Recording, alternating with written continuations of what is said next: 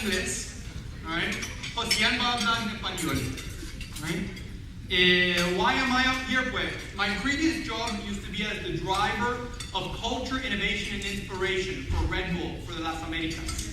And part of that job was helping the company innovate, but also looking for the trend, finding what was in the minds of young people so you could capitalize on it before anyone really understood what it meant.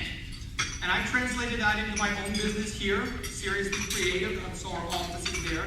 That the job there is all about innovation and helping clients do things like brainstorm better or come up with new plans or create new business models. But it all kind of starts thinking in the minds of people. And it starts also by understanding this. Este aquí, that's your business. De verdad. This is your market. If you're a marketer, if you're in sales, if you're a general manager, no matter what business you're in, that represents your world today. It's complex, it's hard to understand, it's also very fast moving. Business today works at light speed. So the only advantages you have are the ones that you create. Right? This is how I look at business. And this is how I think everyone should look at business. And this is basically what we're talking about today. There's all these technological changes that are going on in the world right now. The world is speeding up. Everyone is connected. Everyone's on Facebook. And this is incidental. You know, don't think you're going to be here to hear all about the internet and digital life. Those are tools. The tools affect business. Right? We spend a lot of time thinking about viability. It gives businesses new tools to reach out to people. But what it does more than anything else is it changes the way people interact. It enhances what people want. It's changing the relationship between brands and the people they want to reach out to. And the starting point is really that. This is what trends are all about. It's getting intimate with your customer. It's about understanding what's in their mind, right? So I have a lot of quick trends to present. I've chosen the ones that I think are most relevant to Puerto Rico. There are other trends that are very much on the cutting edge, but those things are hitting Europe. They're just touching the United States. I've focused on the things that are probably more relevant for what we do here. A lot of them are interconnected. You'll notice that they sound alike sometimes. They're interrelated, and that is the nature of trends, right? So let me go to the very first thing. I'm going to present the people side of it, and Josian will talk to you more about how, as a business, you start using these trends and you start applying the tools to market in a new way. Mm-hmm. So the first thing is that people are empowered, collective and connected. Right? And you all have heard about this. If you're members of SME, you've been hearing this for quite a while, that everyone's online, 70% of people in Puerto Rico are on social networks at least once a day. The penetration of internet is increasing. You've got to be digital. You have to have a Facebook presence, a Twitter presence. People are talking about you online. It's a big, crazy world, right? What it really means is this. The first big trend is about social curation and the F factor. What is the F factor? Fans, followers, and friends. That's who people care about. They don't care about your product, about your company's message. You are an accessory to them. Who they care about and whose opinions they care about are the people that they're connected with online. Right? You can tell them you have the best product, but if their friends tell them your product is no good, they're going to believe their friends. And in fact, it's not just their friends. Anyone who writes a review has more power than you do. Even if that person doesn't know what they're talking about. Go to Amazon.com, go look for a book, read the reviews. I bet you, if you read one bad review, in the back of your mind, you don't know who that person is, but somehow you could import it to their review over what the publisher is saying. All right? So brands need to start understanding that people social curate. The last time that I needed advice on a doctor, I didn't go to the Yellow. How many people of you have been to the Yellow Pages very recently looking for a professional, a service, right? Kind of rarely, right? What do? You get on Facebook and you ask all your friends, I need a pneumologist.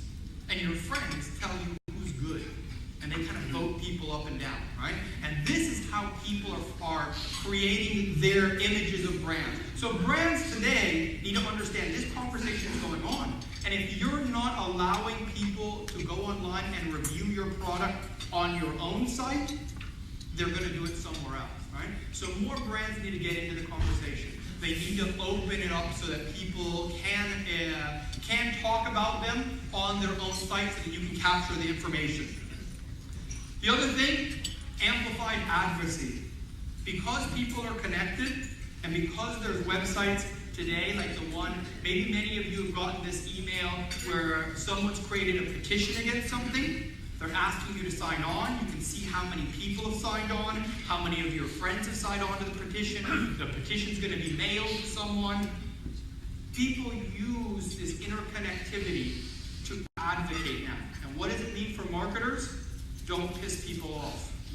Because they will come back, a small group of people can create a revolution very, very quickly. And if you do, you need to find a way to get into a conversation with those people. Right?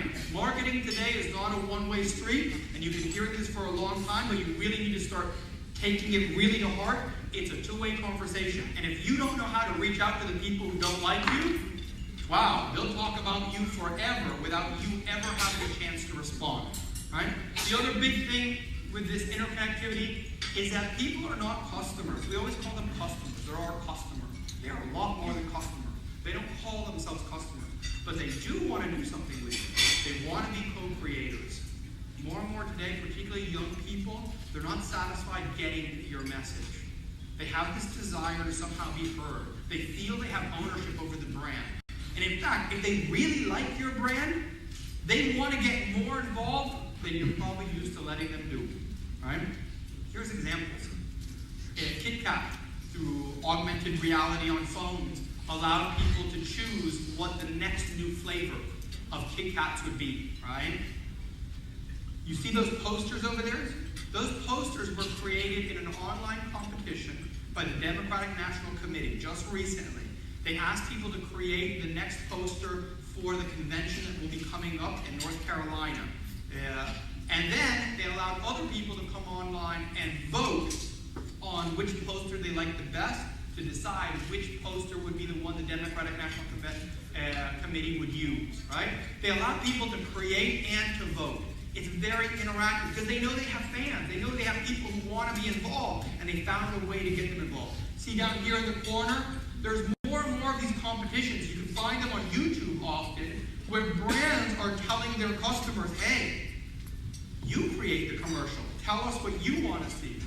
And they get the commercials. Doritos did this. It's the famous example where someone came up with a commercial, sent it to Doritos, and Doritos put it on the Super Bowl. Now they've formalized that. So they're creating with their consumer. Down there on the bottom is even more interesting. That's a hemp milk brand. By the way, hemp milk tastes awful. Right? And they realized it, but they had fans, people who were really serious about hemp milk, and they asked them, help us create a new flavor. Suggest to us. Even come in to the factory and help us mix it. The winning flavors not only would get launched into the market, but the person who came up with it would get a percentage of the revenues for 1 year off of it. So how do you work with your consumer? How do you reach out to them? How do you get them involved? You don't own the brand, so don't try to. How can you get them to own it with you? Another big thing that's happening is people are in the world of compare, try, and reward. Basically, I know what you did last summer, right?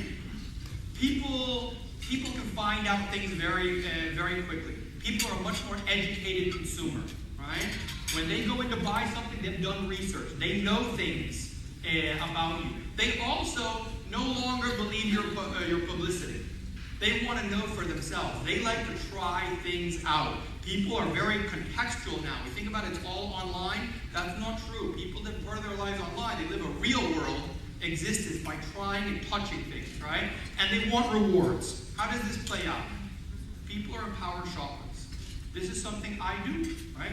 This is not technology that's waiting to come to Puerto Rico. It exists, right? I take my phone, I go into a big box retailer, I see a product I want, I flip it over, I scan the barcode, and then it tells me, yeah, where you're buying it right now, it's $25. But if you were just to drive 3.2 miles to this other store near you, it's $22. And you can buy it online from these 3 online sellers for this price, right? This is how I shop. I have the information.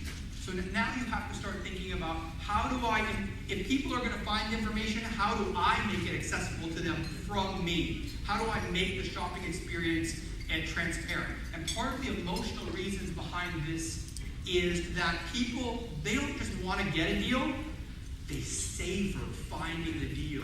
It's become almost a cultural phenomenon where people enjoy finding a way to get a better deal out of something and then tell their friends about it. They go on their Facebook status and they come, I was able to get this for this price. It's not that they saved $5. It's that they were clever enough to find out how to do it, right? There's all these things now.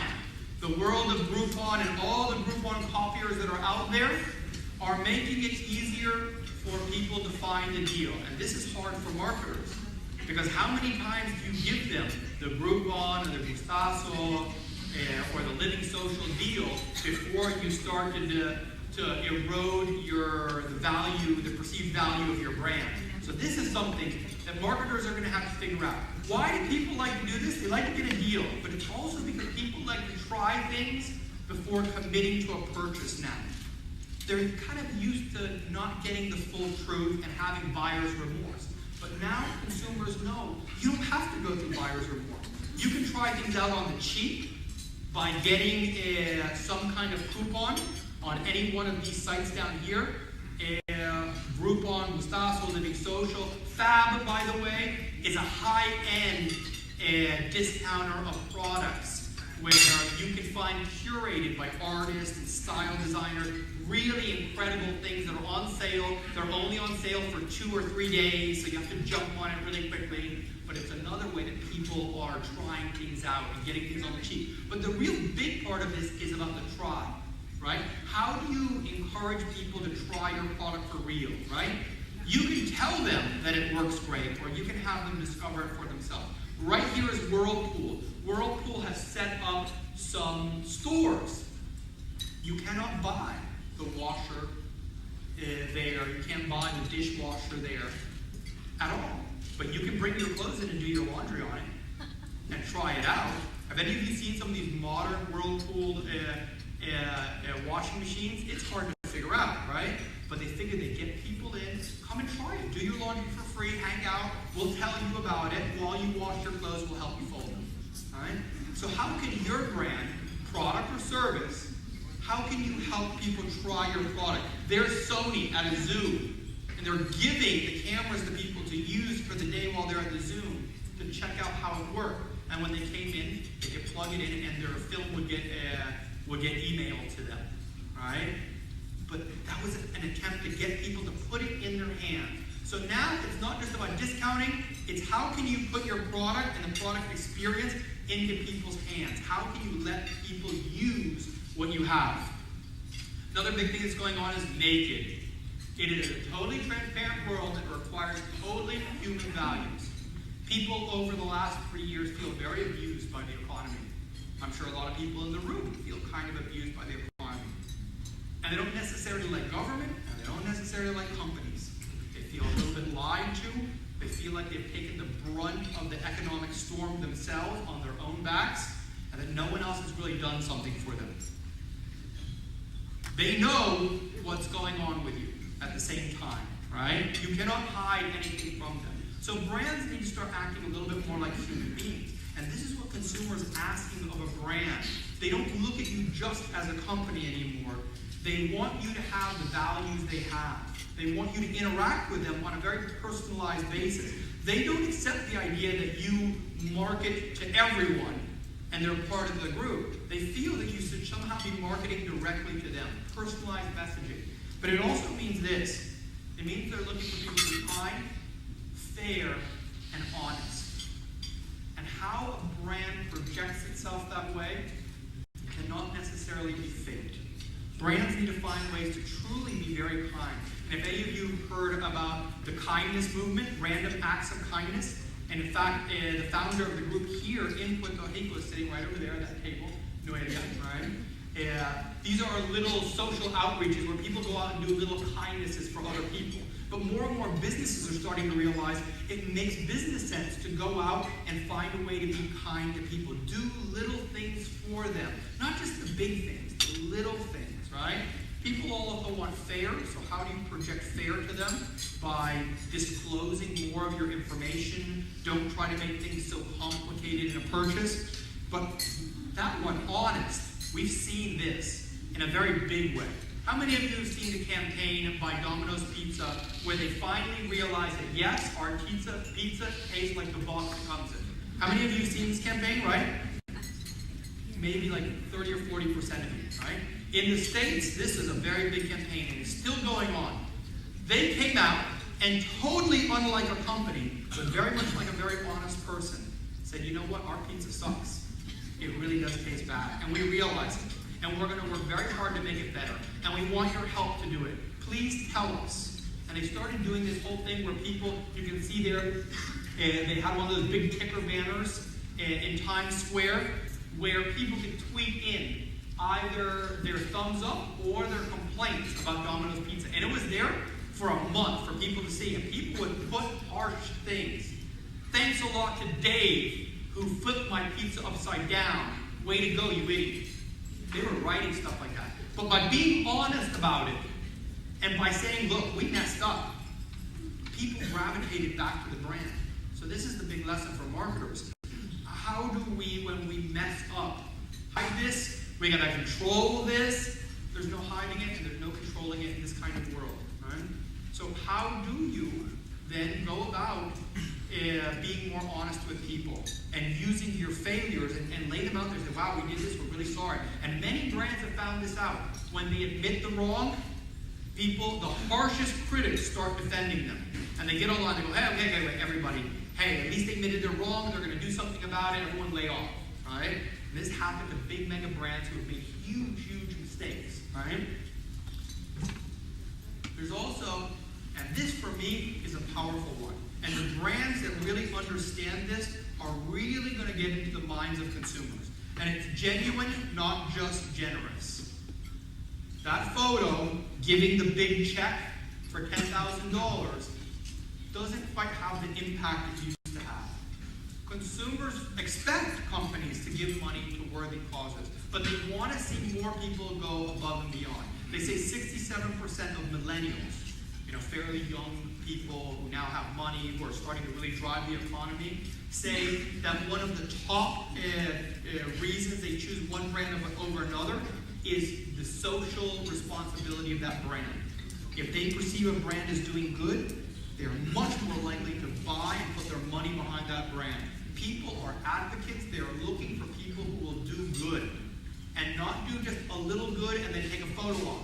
If you give $10,000 but then spend $20,000 in advertising and public relations to say that you gave the $10,000, people actually don't like you so much for that, right? They want to see people genuinely get involved in the issues they care about because more and more people really care. And there's two generations in this. The millennials, the young people, but the baby boomers who grew up in the 70s and thought of themselves as changing the world, they're not done. They're retiring, and they do plan to change the world, and they care about what a brand does. Tom's Shoes has made their business about this. For every pair of Tom's shoes you buy, they give a pair of shoes to underprivileged children in third world nations.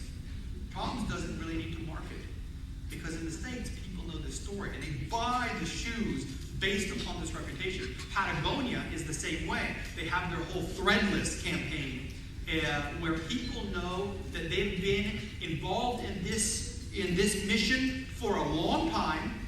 They're involved with the people, their own people, their staff are involved in the cause as well. If you go and plant a whole bunch of trees to say you're an environmentalist, but your office doesn't recycle and use low wattage lighting, people will find out. They want to know that you really do care, not that you just pretend you care. Whole Foods has actually made this into a way of working with people. Whole Foods has this whole thing where they put 3 different causes that they're going to donate money to. And after you make a purchase at Whole Foods, you can take this wooden coin and drop it into one of the 3 boxes. And they can see, Whole Foods, see where people think the money of the month should go to. So their consumers actually feel involved in the giving. They have a say in the giving. Right? What else is happening? It's experience over message. It's real world engagement. It's not just about all online. You go to Disney, yes, you remember the castle, you remember all those things, but it's the experience that makes kids smile. And that's true for everyone. People more and more are looking to experience things. As the economy went down and status became less about the purse you own, more status, particularly amongst younger people, has more to do with what you do. Have any of you been to Toro Verde, right? You've done that, right? For the rest of you haven't, your friends have. And they posted it on Facebook. And they posted it on Facebook because that's kind of like a status symbol nowadays. People like to go out, younger people like to go out and experience something. They like to do. They don't just want to hear. They don't just want to watch, right? And there's some things that you can play on as marketers that are deeply seated in people's psyches. One is surprise. People like surprise. If you go and tell people, I'm going to do this for you, I'm going to do it this way, I'm going to do it on this day, their expectations are already set. But if you surprise people, if you do the little things that surprise people, that is emotionally connected. Here's an example. I'm not going to show it right now because I think you'll see more of this kind of stuff later on. Is how many of you have seen the whole thing with Span Air with Santa Claus on Christmas? Have any of you seen that online? A few people in the back, right? Advertising people have generally seen this, right? Span Air on Christmas, and they filmed this. They were getting a flight coming in, I believe it was from London. And the azafata gets on the radio and says, children, I have very interesting news for you. And Santa Claus just flew by us. You look out the window, you can see him. And by the way, he left a message for us. And of course, they've gotten all these messages from the parents. And they go, Josefina Mendez, where are you? Yes, Santa wants to make sure that you behave at home as well as you did at your aunt and uncle's house this last week. Right? And then they went, and you see the kids, they're all lit up, right? And then when they got off the plane on the conveyor belt, there's presents for them from Santa or from Span Air. Tell me that's not emotionally connected for those parents. And it was a surprise. They caught the parents kind of right there and said, what's the message going to be? They didn't set it up. They didn't say they were going to do it. They weren't telling people, come and fly Span Air on Navidad, and we're going to do this thing. They did it by surprise, and they've got so much viewership on YouTube because of this. But they do surprise. So how can your brand surprise your consumer? How can you go do something for them that they did not expect? The other big emotional catcher is fun factor, gamify. And a lot of you are going to start hearing about gamification. And as soon as I say the word, 20 people are going to tell you that they're experts in it. I know the two people who are considered the super experts in the world about it, and it is complicated stuff. In fact, gamification is going to change the way we work, the way we manage the people, the way we measure what productivity is. But for right now, it has more to do with the fun factor. People have been stressed out. People have been living a fairly rough life. They've been counting their pennies. Some people lost their jobs, or someone in their family lost their jobs, or they're worried they're going to lose their jobs. And people want a little bit of fun. And the brands that bring them fun are the brands that are going to emotionally connect with it. How do you bring people fun? Here's an example. How many of you played Angry Birds? Right? Played Angry Birds, right? You ever played Angry Birds live? Right? Well, there's Barcelona, right? T-Mobile went and did this at other places as well. But they created a live, real-world Angry Birds where you could shoot the big stuffed birds and knock over the blocks and kill the pigs, right? It sounds really bad when you say it that way, but whatever, right? But they made it a game. They did something fun for people. Thinking about your own brands, how can you take what is the most mundane thing your brand has to do and make it fun for your customers? If your customers have to wait in line to do something, yes, you can entertain them and leave the TV on, but how could you actually make it fun? There's brands out there that to get people to recycle, they're creating these garbage cans that when you stick like a plastic bottle into the recycler, it makes a funny noise. And kids love it. They go run over, they throw their aluminum cans, their plastic bottles into it, but it makes it fun. So how you make your brand fun, no matter what your brand is, will help you connect with what people really want. What else? People want to try it, and I already kind of said this, I already gave you examples of this, but how can you get people to try your brand? This is Nike, actually. Nike, instead of, they can tell you how great the shoes are. They can do commercials how great the shoes are.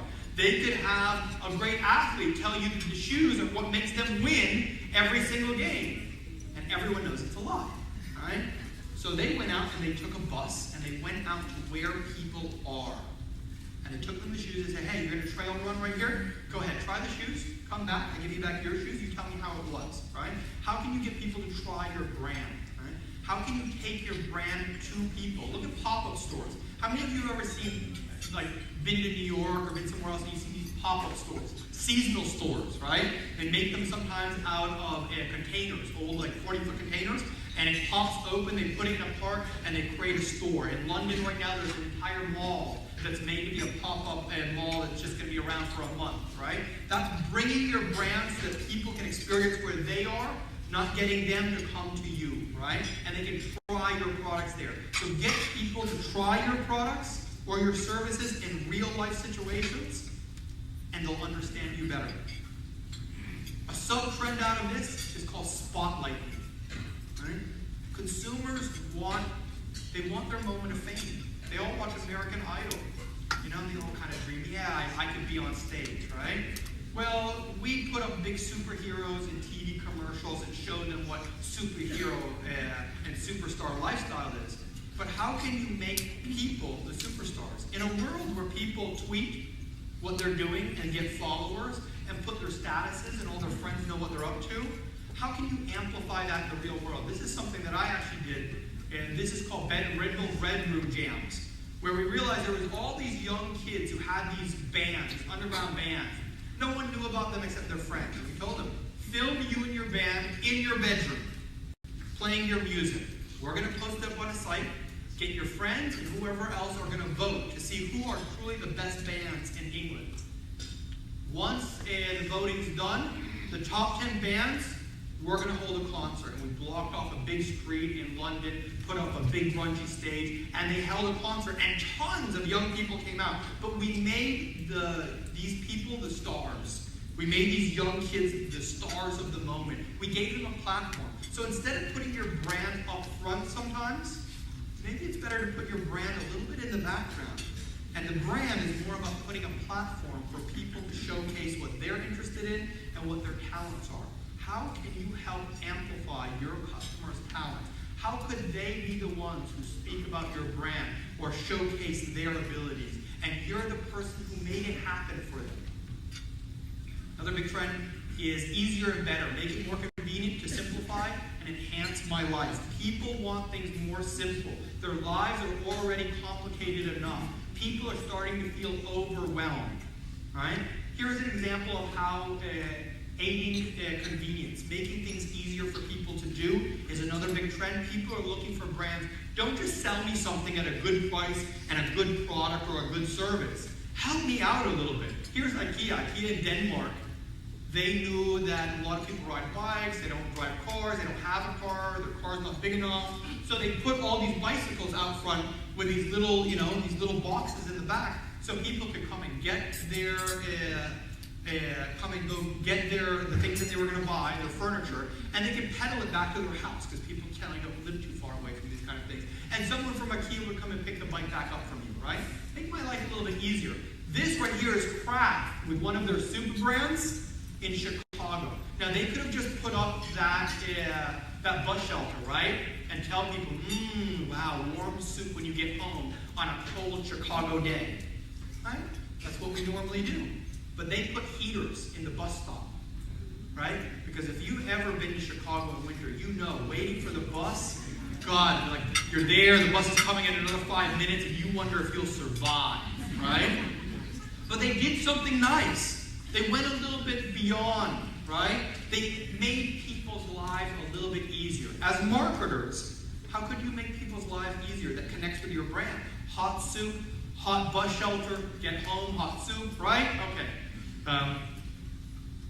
It's also about trading in and trading up. the economy is going to start to come back. We know the government's going to flood the market with money. It's an election year. This is what they do.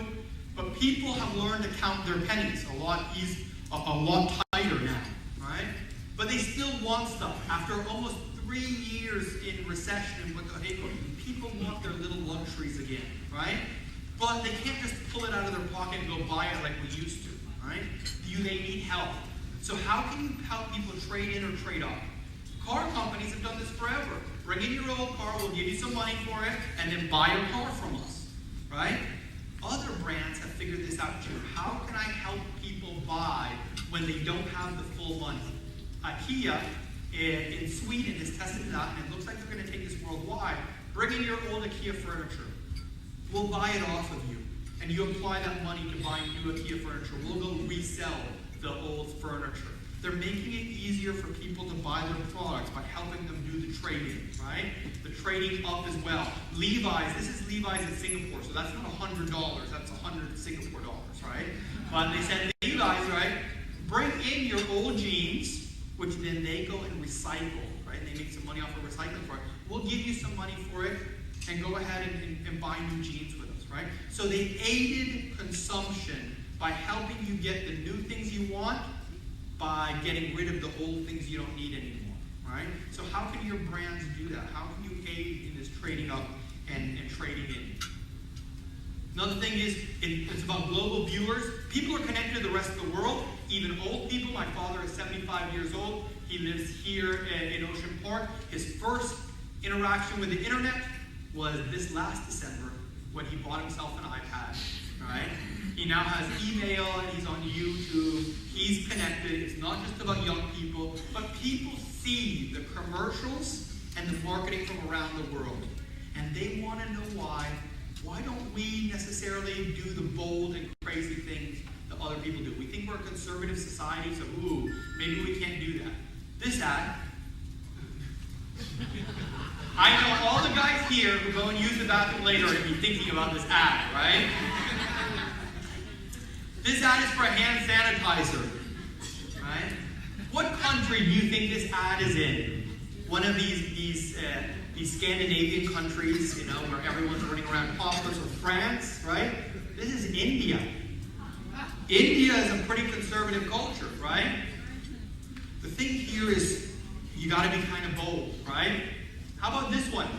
It doesn't look that racy, but when you realize that it was a diary, an online diary, and published in the newspapers over 30 days, it was a diary written by a vagina. Oh yeah, right? For feminine healthcare products, and it was pretty racy. What country? China, right? These people are being fairly bold, and in a very cluttered world, people don't notice your message. Your advertising agencies have told you this. They are right. If you don't do something bold now, you're not going to get noticed. People have screen time. They're getting messages here. They are watching some TV. You really need to be able to cut through. And people are starting to let you get away with it. Even in a fairly conservative society, now, if you go a little bit too far, you can pull it back and people will forgive you. Even if they're kind of conservative people, they kind of like the little, naughty laugh, right? So you've got to go big and you have to go bold nowadays if you want to cut through. And people are looking for it now. People want to see that because they've seen it in other countries. You can't pretend that they're not seeing this stuff, right? And it's beyond demographics. It's not about age and income as much as it is about tribes. People don't necessarily see themselves by age anymore coming in this last 10 years. They see themselves by interest. And because they can connect with other people who share their interests. Here, it's not about these really young kids and these older guys. This is gamers. That's all they are. They're gamers. And they identify themselves as gamers. They like to play video games, right?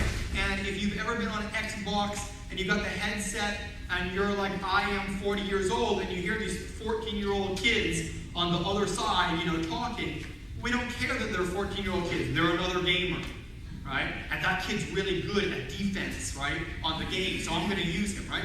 People care about what they're interested in, so brands need to understand understand, yes, we do mass marketing, but how do we dig down into some of these tribes that are most interesting to us? If we sell running shoes, it's the running tribe.